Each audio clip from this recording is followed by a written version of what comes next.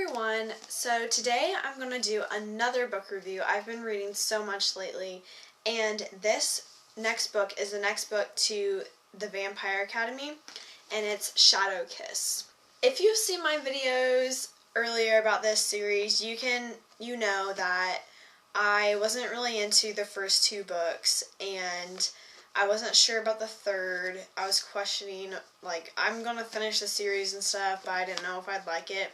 Well, that all changed in this book. I really, really liked this book. It was just so, I don't even know, it was so action-packed, and within the first 150 pages, like, less than that, it caught my attention, and I read the majority of this book yesterday. I read all day, and I got it done yesterday, so, yes. But, it was so just, like on your seat, edgy kind of thing. That's my type of book that I like to read. And so, I'll tell you about the plot, and first, let me say, there's like 3 things that happen right off the bat at the very beginning, and I'm going to say those 3 things just so you get a picture. So if you don't want me to tell you what those three things are, then just turn off your camera and get the next book in this series. Get it. It is so good. And I've actually started on the 4th one. I'm a little bit into the 4th one. I started it last night too. So if you plan on reading this book but don't want to know the beginning, I'm just going to like briefly describe the first 3 chapters because everything happens so fast in the beginning. Like 3 just sudden things that I was not expecting happened. And so if you don't want to hear them, turn off your camera, but if you do, keep on listening. First thing is the Dampiers are having a final exam type thing, and they call it the field experience. What it is for 6 weeks, they will be assigned to a Moroi student, and they will have to go with them everywhere 24/6 because they get Sundays off. So, not 24/7. But, they have to be with them at night and sleep in their room. They have to go to classes with them. Like, everything. They always have to be with them. And so, they're supposed to be protecting them from fake strigoi attacks by the instructors. And so the instructors will test them and pretend like they're attacking their student, and the Dampiers will have to protect them, protect their people they're assigned to. I'm like having such a hard time speaking today. Okay, and so you would just expect that Rose would get assigned to Lissa.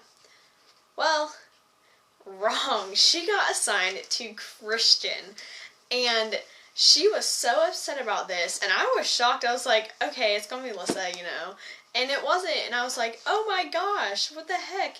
But they have good reasoning for her to be assigned to him, so that's that. And then the second thing is Lissa overhears Dimitri talking to another guardian about how Victor has not been found guilty yet about his crimes that he had done in the first book. So, it was actually like 3 months ago, but, if you didn't read those books, it was that he, like, kidnapped Lissa and tortured her and stuff, and they had not had him on trial yet, and so Rose was furious, and she wasn't allowed to go to the trial, even neither her or Lissa, and so that was the next big thing, and I was really surprised by that. Like, I just thought that he had been put in jail and stuff, but, he hadn't, and, well, he didn't put in jail, but he hadn't been found guilty or anything yet. He hadn't had his trial,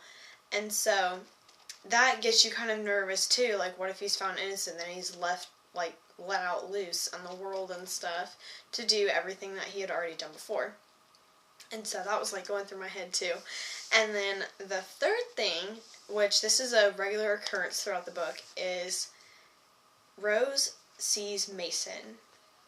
And in the second book, I'm, like, throwing out a bunch of spoilers for the other books before. So I would stop listening if you want to read this series. But, anyway, Rose sees Mason, and as you guys know from the second book, if you read it, Mason died. and so Rose is seeing Mason's ghost, and she, like, that gives me chills. I don't know why, but it just does. And so she sees Mason, and he seems to be trying to tell her something. He's pointing in this direction, but he can't speak. And she just doesn't, she thinks she's going crazy. And so, of course, she doesn't tell anyone about it, because that's just Rose. She never tells anyone anything. And so that's kind of like what, at the very beginning, how everything is set up. And it's really interesting how everything plays out. The author did a very good job of not revealing everything at one point in time. She had things revealed throughout the book, and I thought that was like what made it captivating and stuff. And so, yes, that's what you're giving at the very beginning of the book, and you're left with a ton of questions, but at the end, they're all answered. And so, that's that. And then, also throughout this book, Adrienne and Lissa, you know how, another spoiler alert, but Adrienne and Lissa have been practicing with their spirit powers and stuff, and if you guys know, if you've read the books, you know that it's like the fifth element and stuff, and all that, but, so they've been practicing a lot, and it's making Christian jealous, and that is like another conflict throughout the book. And then also, the last conflict throughout the book is kind of Dimitri. Of course it's Dimitri. How would it be Dimitri? But, he's always involved. So, in this book, Rose and Dimitri get closer together and stuff.